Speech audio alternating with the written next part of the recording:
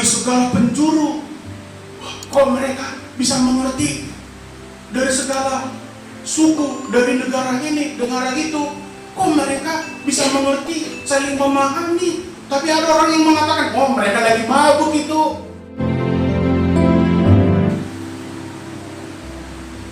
Damai sejahtera Allah Bapa yang melampaui segala akal, kiranya memelihara hati dan pikiranmu di dalam Kristus Yesus Tuhan kita.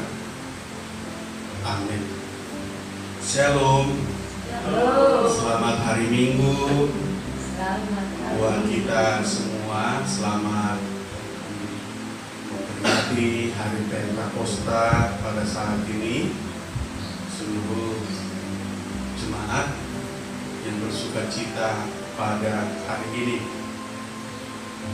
Bapak Ibu yang terkasih, juga adik-adik sekolah minggu dimanapun berada pada saat ini, kita buka firman Tuhan yang ingin menyapa kita di Minggu Pentakosta pada saat ini, diambil dari Kisah Para Rasul pasal 2 ayat 1 sampai 13. Kisah Para Rasul pasal 2 ayat 1 sampai 13. Sudah dapat semua ya buat adik-adik sekolah minggu yang cantik-cantik, yang ganteng-ganteng, yang pintar-pintar, pasti sudah dapat semuanya. Kisah Para Rasul pasal 2 ayat 1 sampai 13. Amang baca untuk kita. Pentakosta. Ketika tiba hari Pentakosta, semua orang percaya berkumpul di satu tempat. Tiba-tiba turunlah dari langit suatu bunyi seperti tiupan angin keras yang memenuhi seluruh rumah di mana mereka duduk, dan tampaklah kepada mereka lidah-lidah seperti nyala api yang bertebaran dan hinggap pada mereka masing-masing. Maka penuhlah mereka dengan Roh Kudus, lalu mereka mulai berkata-kata dalam bahasa-bahasa lain seperti yang diberikan oleh Roh itu kepada mereka untuk mengatakannya. Waktu itu di Yerusalem diam orang-orang Yahudi yang saleh dari segala bangsa di bawah kolong langit. Ketika turun bunyi itu, berkerumunlah orang banyak. Mereka bingung karena mereka masing-masing mendengar rasul-rasul itu berkata-kata dalam bahasa mereka sendiri. Mereka semua tercengang-cengang dan heran, lalu berkata, bukankah mereka semua yang berkata-kata itu orang Galilea? Bagaimana mungkin kita masing-masing mendengar mereka berkata-kata dalam bahasa kita sendiri, yaitu bahasa yang kita pakai di negeri asal kita? Kita orang Partia, Media, Elam, penduduk Mesopotamia, Yudea dan Kapadokia, Pontus dan Asia, Frigia dan Pamfilia, Mesir dan daerah-daerah Libya yang berdekatan dengan Kirene, pendatang-pendatang dari Roma, baik orang Yahudi maupun penganut agama Yahudi, orang Kreta dan orang Arab. Kita mendengar mereka berkata-kata dalam bahasa kita sendiri tentang perbuatan-perbuatan besar yang dilakukan Allah. Mereka semuanya tercengang-cengang dan sangat termangu-mangu sambil berkata seorang kepada yang lain, apakah artinya ini? Tetapi orang lain menyindir, mereka sedang mabuk oleh anggur manis. Demikian pembacaan firman Tuhan. Adik-adik, pada saat ini kalau Amang bertanya apa itu arti Pentakosta, pasti semua sudah mengerti ya. Apa itu yang terjadi ketika hari ke-50 atau Pentakosta tersebut? Adik-adik sudah mengerti. Pada saat ini adik-adik, nats kita dari Kisah Para Rasul yaitu judulnya Pentakosta. ya, hari ke-50, yaitu turunnya Roh Kudus. Ya, apa itu Roh Kudus? Roh Kudus yang mengajari kita, menuntun kita, membimbing kita agar kita melakukan hal yang baik, adalah merupakan janji Yesus ketika naik ke surga. Ya, Yesus berjanji kepada murid-muridnya, kepada orang-orang yang percaya, bahwa Aku akan selalu menyertai, Aku akan selalu berada dekat dengan kalian. Pergilah, beritakanlah sampai ke ujung bumi ini, dunia ini. Kan itu kan dikatakan Yesus Kristus ketika dia mau naik ke surga. Yesus berjanji. Dari situ apa yang mau dikatakan adik-adik? Bahwa Yesus naik ke surga, tapi dia tidak meninggalkan kita, dan dia menepati janjinya. Inilah yang kita rayakan sukacita pada saat ini, yaitu Pentakosta. Ama, jadi kalau kita sudah menerima Roh Kudus, terus gimana dong kita anak-anak sekolah minggu? Nah, pasti kan adik-adik, apa sih kalau kita sudah merayakan Pentakosta? Terus aku gimana? Kalau kita sudah merayakan Pentakosta, aku jadi anak baik apa tidak? Pasti jadi anak baik. Kalau dikatakan, kalau dibilang Roh Kudus, berarti kita harus tetap untuk menjadi anak yang baik. Yesus tidak meninggalkan kita. Allah tidak membiarkan kita, akan tetapi diberikan kepada kita roh penghiburan, yaitu Roh Kudus. Kok Abang Pendeta, kok dibilang roh penghiburan? Emangnya kita lagi berduka cita ya? Pernah Abang dengar begitu? Anak sekolah minggu bertanya sama Abang Pendeta, kok roh penghiburan sih, Mama? Emangnya kita lagi nangis-nangis? Bukan itu maksudnya. Roh penghibur itu artinya adalah bahwa kita tidak dibiarkan sendirian untuk melakukan yang baik. Wah, itu kita seperti kalau kita lagi menangis nih, adik-adik sekolah minggu lagi menangis ini. Oh, kan kita sering sekali menangis kalau kita tidak melihat mama, bapak, papa, mama, kan? Tapi begitu kita lihat mama, bapak, papa, mama, wah, di situ bokap nyokap gue, kan begitu kan? Nah, gitu. Jadi Roh Kudus ini juga begitu. Kita akan selalu melihat bahwa penghiburan tersebut, yang menemani kita tersebut, ada di dekat kita, ya. Selalu untuk kita lakukan yang baik. Yesus Kristus juga selalu mengajarkan yang baik untuk kita lakukan. Coba adik-adik sekolah minggu, kita ingat dulu, apa aja sih yang dilakukan oleh Yesus Kristus yang baik? Banyak sekali yang dilakukan oleh Yesus Kristus yang baik. Apa aja itu? Air menjadi anggur. Di mana? Di Kana, jamuan pesta. Di mana lagi? Yesus menyembuhkan orang yang tidak bisa melihat. Iya kan? Itu khotbah minggu kemarin, itu tidak bisa melihat. Apalagi Yesus menghidupkan orang yang sudah meninggal. Iya. Yesus memberikan makan 5.000 orang. Banyak orang yang mengikutinya. Dilihat Yesus, wah, pasti mereka sudah kelaparan. Lalu murid-murid Yesus, gimana ini guru? Mereka pasti kelaparan. Oh, berikanlah roti dan ikan. Berapa? 5 roti dan 2 ikan. Lalu Yesus berdoa, ya, dan Allah memberkati. Dan orang banyak tersebut bisa makan. Ya, Yesus selalu memberikan selalu mengajarkan, selalu memperkenalkan namanya hal-hal yang baik untuk dilakukan orang-orang yang mengikutinya.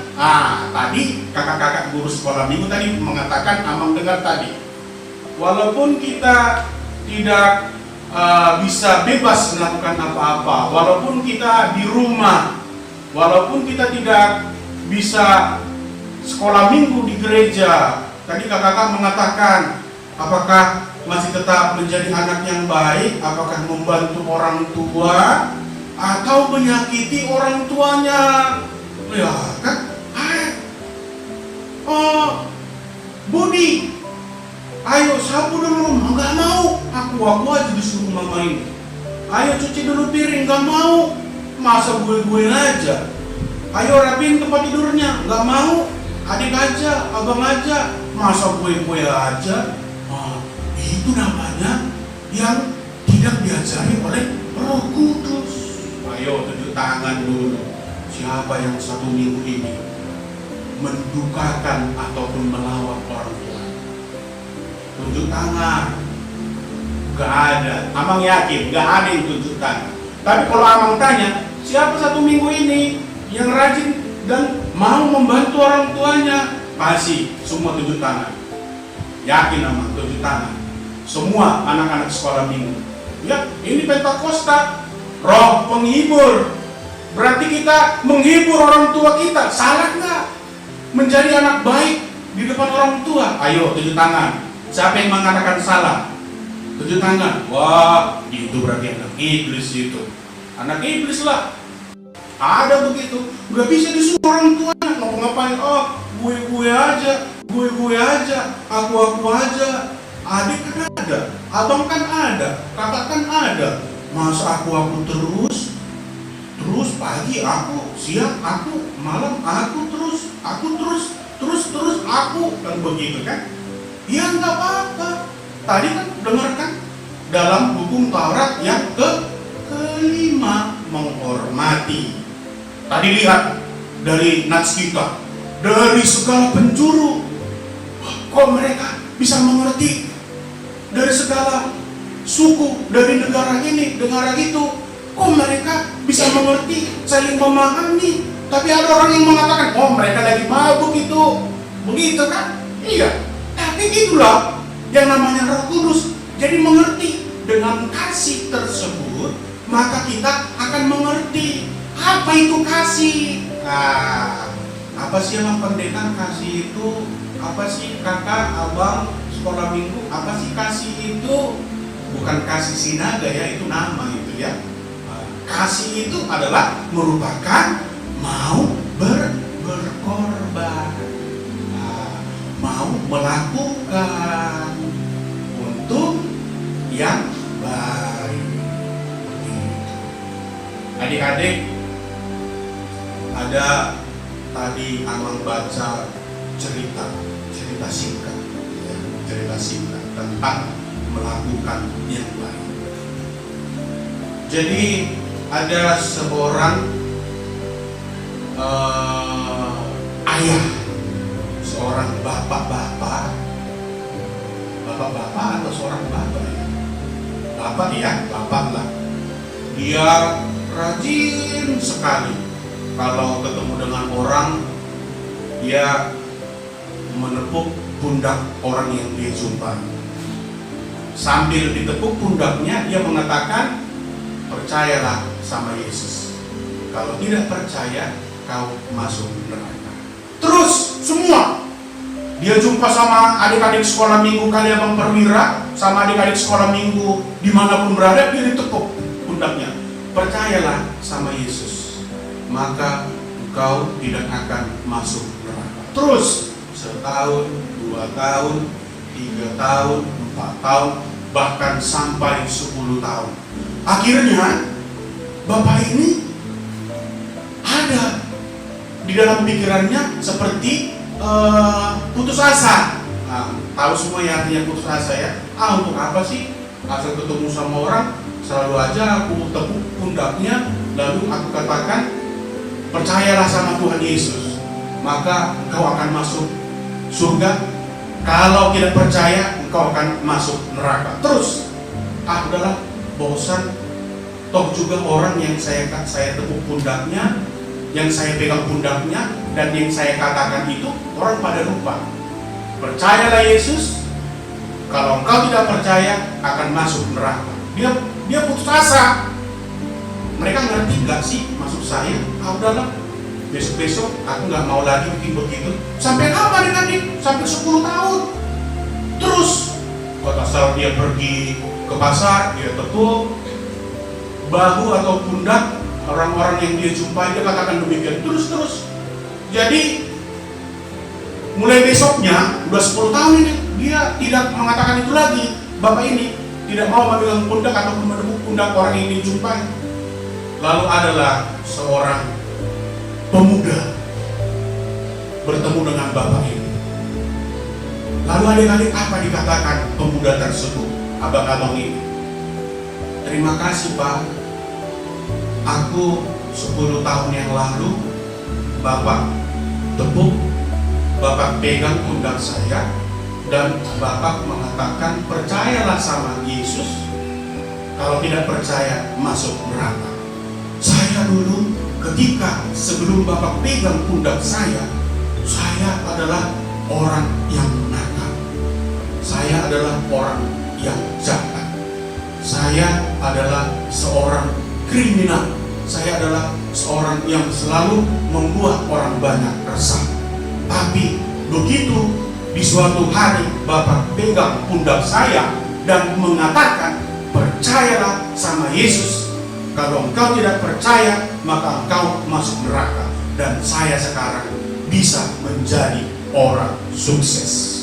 Terima kasih buat Bapak yang sudah memegang pundak saya 10 tahun yang lalu. Setelah abang tersebut pergi, Bapak ini, orang tua ini, dia pun menyesali pikirannya. Padahal mulai kemarin saya tidak lagi mengatakan yang biasa saya katakan. Ternyata 10 tahun yang lalu yang saya katakan bisa merubah seorang anak yang nakal menjadi anak yang baik dan menjadi anak yang berhasil. Berarti apa di situ adik-adik yang ingin dikatakan dari cerita tersebut yang Abang ceritakan tadi? Berarti jangan pernah bosan untuk melakukan yang baik. Amin. Pastilah harus begitulah. Jadi kalau udah ceritain begitu tadi, berarti mulai nanti udah mah aku aja yang cuci piring, begitu kan? Tapi jangan dipecahin piringnya ya. Bapak mama sini biar adik cuciin, tapi pecah semua piringnya sama gelasnya, sama aja kan begitu. Sudah mah biar abang aja yang sapu rumah, tapi sapunya putus, nggak tahu dia nyapu.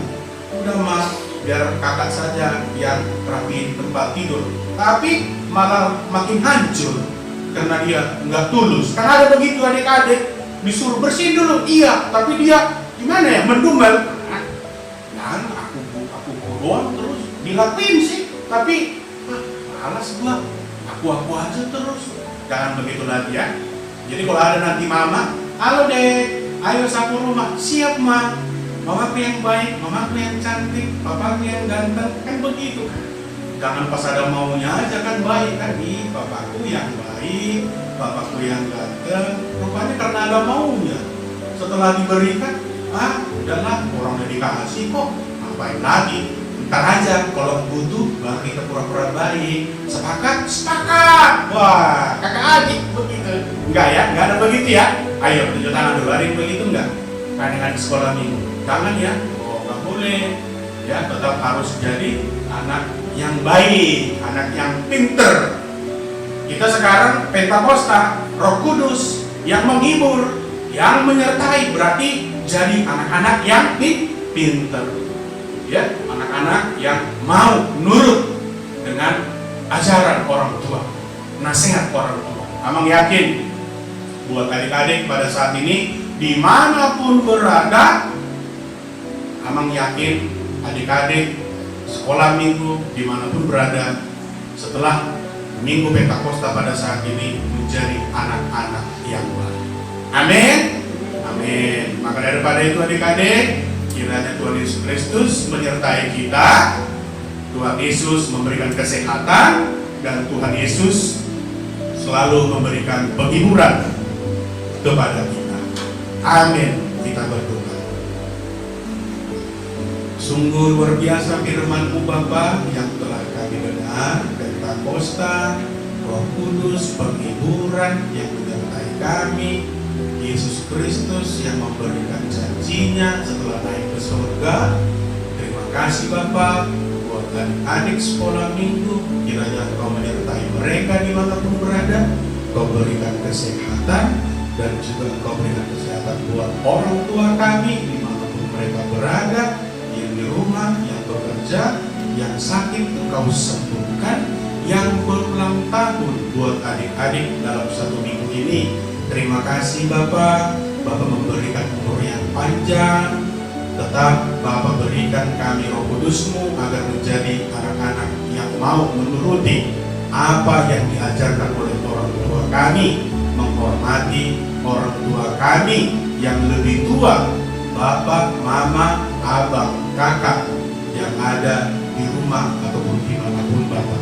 Terima kasih Bapak, Engkau juga memberkati kami adik-adik sekolah minggu yang mungkin pada tahun ini akan menghadapi ujian semester ataupun sudah selesai ataupun mau ujian, yang mau masuk ke SD, yang mau masuk ke SMP, kakak-kakak kami yang mau ke SMA, perguruan tinggi, kiranya Kau berkati agar kami menjadi orang-orang yang berhasil dan didoakan oleh orang tua kami, dan Kau memberkati. Terima kasih Bapak, banyak dosa kami kiranya Kau ampunkan supaya kami layak dengan berkat-Mu. Dalam nama anak Tuhan Yesus Kristus kami berdoa dan ucap syukur. Amin.